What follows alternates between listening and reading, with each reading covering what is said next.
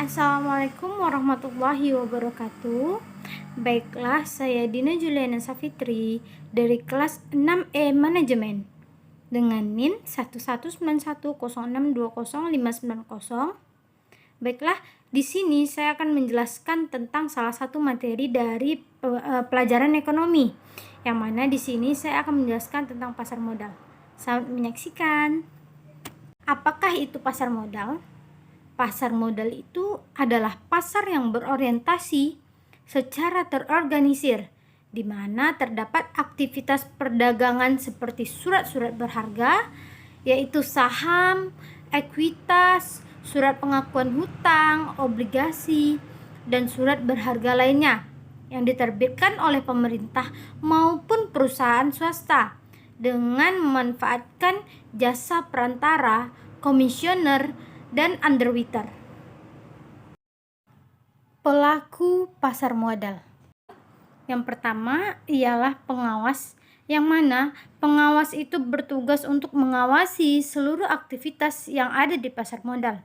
Nah, pengawas ini berada di bawah kendali Menteri Keuangan.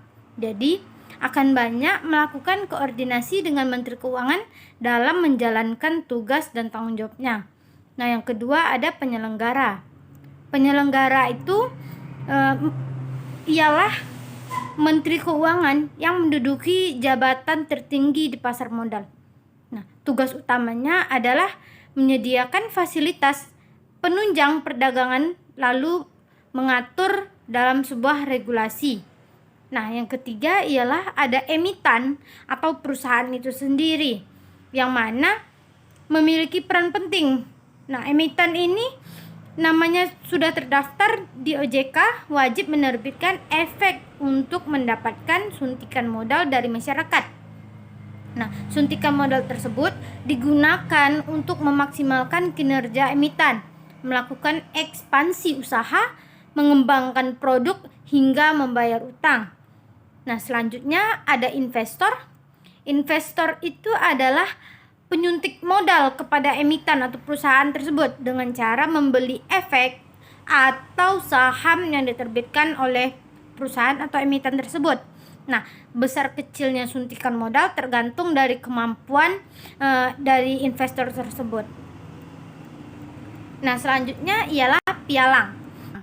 Nah, pialang itu disebut juga broker, yang mana pialang ini ialah perantara dalam aktivitas jual beli efek. Nah, pialang ini biasanya berbentuk perusahaan baik swasta maupun pemerintah. Nah, seorang pialang wajib memiliki sertifikat CVA dan wajib lulus dalam ujian WPPE. Nah, selanjutnya ialah penjamin emisi. Nah, penjamin emisi ini bertugas untuk mempertanggungjawabkan efek yang diterbitkan oleh emitan sampai kepada pembeli melalui transaksi di pasar modal. Nah, singkatnya, penjamin emisi bertugas untuk menjual efek. Nah, selanjutnya ialah penasehat investasi. Penasehat investasi bisa dikatakan sosok di balik layar karena tidak ikut terjun dalam aktivitas perdagangan. Dia tidak ikut serta dalam aktivitas perdagangan di pasar modalnya. Hal ini tidak terlepas dari tugasnya sebagai penasehat di transaksi jual beli efek. Selanjutnya itu ialah manajer investasi. Nah, manajer investasi ini yang dikenal dalam instrumen reksadana dan juga memiliki andil penting di pasar modal. Nah, tugasnya itu tidak jauh berbeda, yaitu untuk mengelola dana yang terhimpun dari masyarakat agar mampu memberikan keuntungan. Nah, yang kesembilan ialah lembaga penunjang. Lembaga penunjang ini adalah agar transaksi di pasar modal itu lancar, stabil dan aman, maka hadirlah lembaga penunjang. Nah, pelakunya seperti kustodian, wali amanat, penanggung biro, administrasi efek, lembaga penyelesaian dan penyimpanan, serta lembaga clearing dan pinjaman. Dan yang terakhir ialah profesi penunjang. Nah, profesi penunjang ini pelaku pasar modal yang terakhir. Nah, pihak penunjang dari berbagai profesi yang turut berperan dalam kelancaran dan keamanan aktivitas perdagangan efek. Selanjutnya ialah fungsi pasar modal. Nah, fungsi pasar modal itu ada dua. Yang pertama sarana pendanaan, yang kedua ada sarana investasi. Nah, sarana pendanaan ini ialah pasar modal menjadi sarana bagi pendana usaha. Melalui pasar modal, perusahaan memperoleh dana dari masyarakat, pemodal atau investor. Dana yang diperoleh dari pasar modal dapat digunakan untuk mengembangkan usaha, ekspansi, penambahan modal kerja, pembelian mesin, dan berbagai bentuk pengembangan lainnya. Nah, yang kedua itu ialah sarana investasi, yang mana pasar modal itu menjadi sarana bagi masyarakat untuk berinvestasi dalam bentuk saham, obligasi, reksadana. Nah, dengan demikian masyarakat dapat menempatkan dana yang dimiliki sesuai dengan karakteristik, keuntungan, dan risiko masing-masing. Selanjutnya ialah peran pasar modal. Nah, peran pasar modal ini ada 5. Yang pertama yaitu sebagai lembaga intermediasi atau lembaga perantara keuangan selain bank. Nah, yang kedua, membantu pemodal berpartisipasi pada kegiatan bisnis yang menguntungkan atau investasi. Nah, yang ketiga, mendukung kegiatan bisnis memperoleh dana dari pihak luar untuk perluasan usaha atau ekspansi. Nah, yang keempat, memungkinkan kegiatan bisnis memisahkan operasi bisnis dan ekonomi dari kegiatan keuangan. Dan yang terakhir ialah memungkinkan para pemegang surat berharga memperoleh likuiditas dengan menjual surat berharga yang dimiliki kepada pihak lain. Selanjutnya ialah lembaga penunjang pasar modal. Nah, lembaga penunjang itu adalah institusi penunjang yang turut ikut serta mendukung pengoperasian pasar modal dan bertugas dan berfungsi melakukan pelayanan kepada pegawai dan masyarakat umum.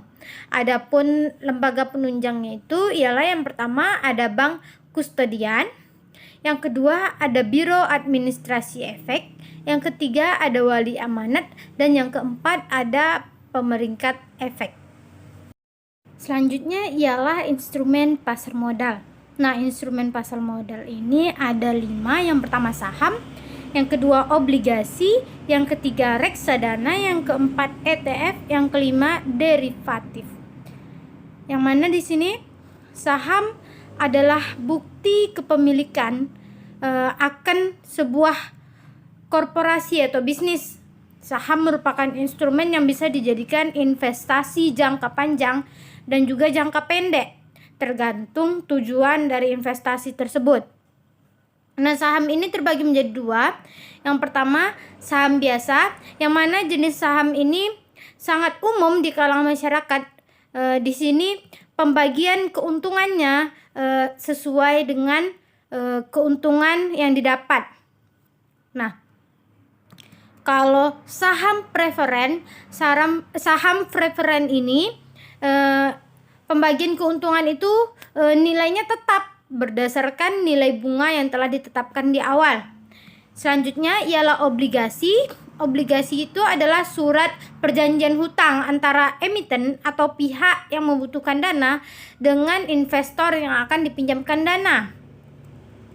Selanjutnya ialah reksadana. Reksadana itu salah satu instrumen investasi yang sangat cocok digunakan oleh investor pemula karena memiliki resiko minim sehingga bisa menjadi pilihan untuk para pemula atau pengalaman investasi yang terbatas. Nah, yang keempat ada ETF, Exchange Traded Fund, yaitu instrumen investasi yang menyatukan sifat dari reksadana dan saham. Nah, ETF ini merupakan hampir sama seperti reksadana karena pengumpulan dana dilakukan secara kolektif, tapi instrumen ini diperjualbelikan secara realita melalui bursa seperti instrumen saham. Dan yang terakhir adalah derivatif. Derivatif itu ialah instrumen pasar modal turunan dari efek utama, yaitu derivatif ini sendiri memiliki beberapa jenis, yaitu yang pertama opsi, yang kedua right, dan yang ketiga warrant. Selanjutnya ialah mekanisme transaksi dari pasar modal. Nah, mekanisme transaksi daripada pasar modal ini yaitu ada dua. Yang pertama, mekanisme persiapan bagi emiten. Nah, di sini di pasar modal ini mekanisme yang perlu disiapkan yang pertama ialah dari emitennya sendiri, dari perusahaannya sendiri, mempersiapkan bagaimana pasar modal itu berjalan secara efektif dan efisien. Yang kedua, mekanisme persiapan bagi pemodal. Selain dari perusahaannya, dari emitennya, kita sebagai pemodal juga perlu mempersiapkan bagaimana mekanismenya bisa berjalan secara efektif dan efisien.